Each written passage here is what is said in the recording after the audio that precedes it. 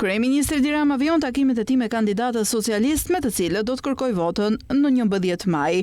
Nga Shkodra, Rama tha se u formua një skuadër shumë përfaqësuese, ndërsa u dal tek gjenerata e re e Partisë Socialiste. Së bashku me strukturat dhe me aktorë të tjerë shoqëror këtu në Shkodër të formsojmë një skuadër që është shumë përfaqësuese, që mbulon praktikisht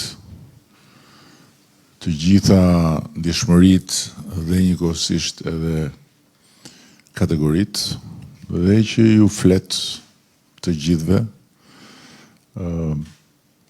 pavarësisht moshës, pavarësisht gjinisë dhe prejardhjes, pasi kushdo që jeton në Shkodër apo mund të jetojë jashtë, por është i lidhur me Shkodrën, flas me gjithë qarkun, e ka mundësinë që në këtë skuadër të gjejë atë që kërkon.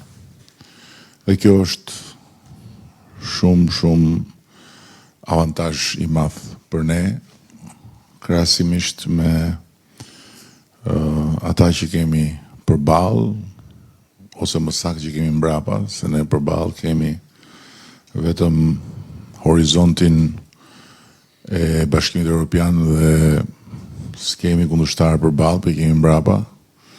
Gjithashtu Rama ironizoi sërish listën e kandidatëve për deputet të Aleancës për Shqipëri Madhështore.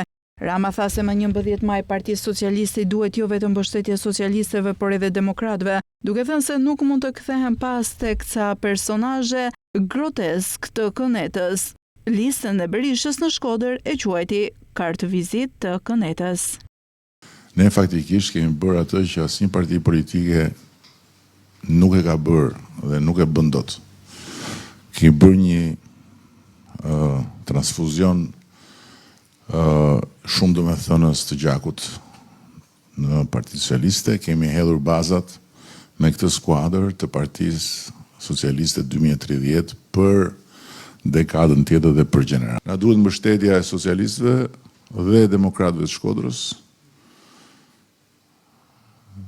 që janë kthyr prapë te ca personazhe, unë nuk e kuptoj dot domosdoshmë si mund të insistohet në të njëjtin budallëk, është habi shumë e madhe. Për ca personazhe që është të vjen zor ti përmendesh dhe emrin që i kanë vënë atje në listën e Kënetës. Kënet e vërtet. Dhe nëse ka pas dhe ka akoma një vend që e tregon vetë vendi se çfarë është Këneta, ka qenë Shkodra deri para se sa Benedi të vinte këtu. Dhe nëse ka një kartë vizit Këneta, është lista e deputetëve të Shkodrës. Përjashto vetëm një person për të cilin unë kam respekt, që është ajo zonja që është parlament. Gjithë tjerët janë personazhe qesharak, grotesk. Rama zhvilloi takime me socialistët dhe inspektoi projektet e qeverisë që po përmirësojnë jetesën e banorëve të këtij qarku. Lista socialiste e Shkodrës përbëhet nga 2 kandidatë që kërkojnë një mandat të dytë për deputet, Frog Gjini dhe Edona Bilali, të cilët janë në lista të hapura, ndërsa 13 të tjerë kandidojnë për herë të parë.